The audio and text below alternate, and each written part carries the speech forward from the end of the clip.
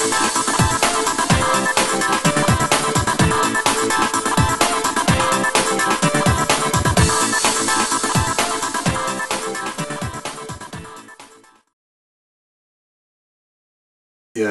it's been 3 months now since Dad passed away. It's been 3 long months, and I know that my friends and family have been wondering what is next.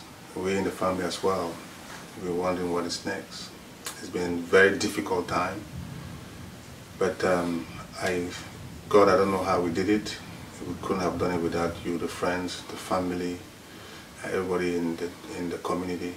The phone calls from the first day that Papa passed, I received phone calls, and the early calls I could not talk to anybody, but you kept calling, you kept reaching out, you kept talking to my mom. I can't thank you enough. It's been a very humbling experience, very painful, but with the support, we're counting 3 months. I want to thank everybody. I want to thank especially those that I call friend. They've been there. Those that I call sister, they've been there. Those that my dad used to call my pikin, you all been there. Those that my mother used to call my pikin, you all been there. Without you, we couldn't have done anything. I want to thank you. It's been 3 months, and now we're thinking what is next. And with all your understanding and support, we will together think what we're going to do next. It has been very long and confusing at the limit. You guys did a wonderful job, and 3 months just sounded like, or felt like 3 days. The visit, you guys came here on every weekend. The house was full of people. The ladies were here to condole, assist Mama, wipe her tears, cry with her. Women cooking food, ordering food to be cooked for Mama. For the past 3 months, we did not have to cook food in the house. When Mama thought of crying, there was a phone call that came and asked us to cheer up. I can't thank you enough. To all the friends and brothers and sisters for the motor parade, the car parade that you did, it was wonderful. As people back home, they saw it, they were so not only impressed but very thankful. I want to thank my community for that. It's time now for us to think what we need to do. As you know, we're scheduled to have a wake-keeping and a blessing for Papa's remain on September 19th. And it's been it was a very tough decision to make. As you know, Pa is a kingmaker in his native village. It's something that we should be proud of, but it comes with a lot of challenges as well. He was supposed to be interned or buried before we could celebrate his life, before we could do any kradai. We went through a lot of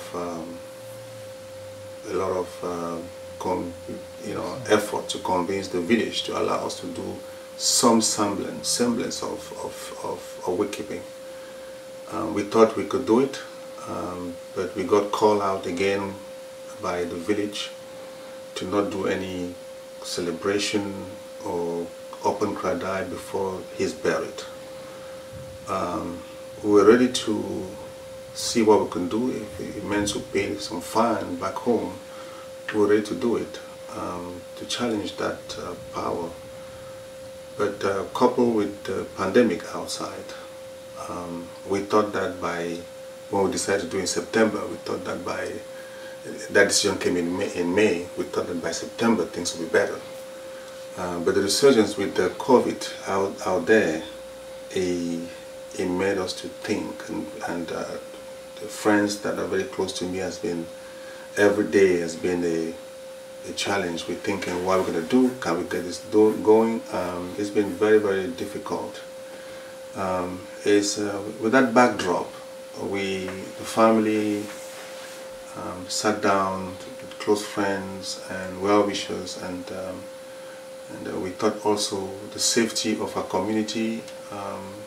We don't want to expose our members and brothers and sisters, so we reassessed the situation, and then we thought that it would be good to revise what we thought we'd do on September 19. So the program for September 19 has changed. We paused the wakekeeping, the second part of wakekeeping. We paused and we're postponing the wakekeeping, the Kradai that was supposed to be done after the funeral home. We pause it and we're going to postpone it until after Papa's burial. So for September 19, originally we planned to have the event organized in two parts. So we're planning to have the blessing of the remains of Pa at the funeral home, and then move to the hall to have the Kradai, to spend the whole evening, have the mass and all the Kradai at the hall.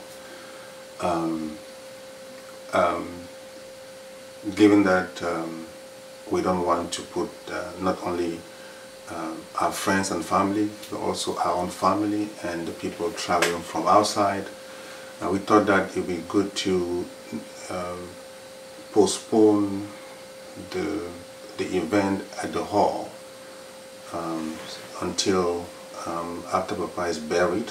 We go home, we bury him, and then we'll come back, we'll pick a convenient date. The date will be guided by the status of the pandemic.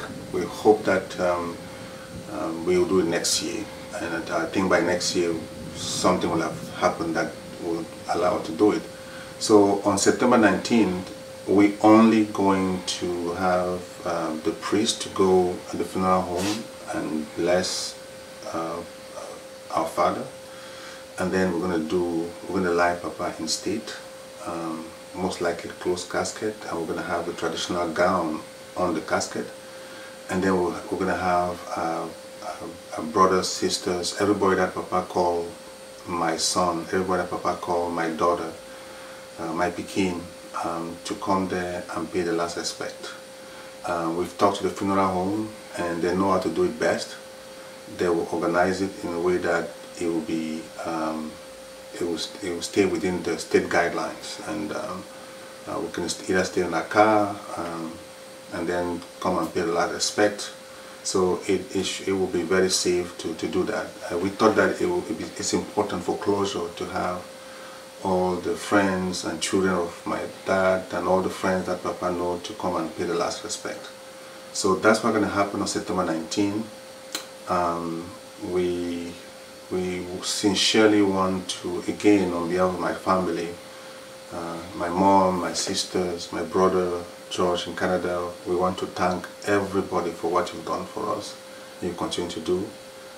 All the help, everybody want to help, the moral support, the prayers, financial support. It's unbelievable how it's good to do good. It's good to, and I say this, my dad always say that when you take everybody like your own child, they will take you like their own father. I want to thank you so very much, and I hope to see you on the 17th, on September 19th, at least to come and just pay your last respect in a very secure manner, and at your own. We're gonna have at least a 4 hours window. You come at your leisure and just pay the last respect at the funeral home in between. I will send a little note out with all the address so that you know where to go. I want to thank you again, and I hope to see you on September 19, and I wish God to continue to bless you, and I'm so proud to be part of a community like this.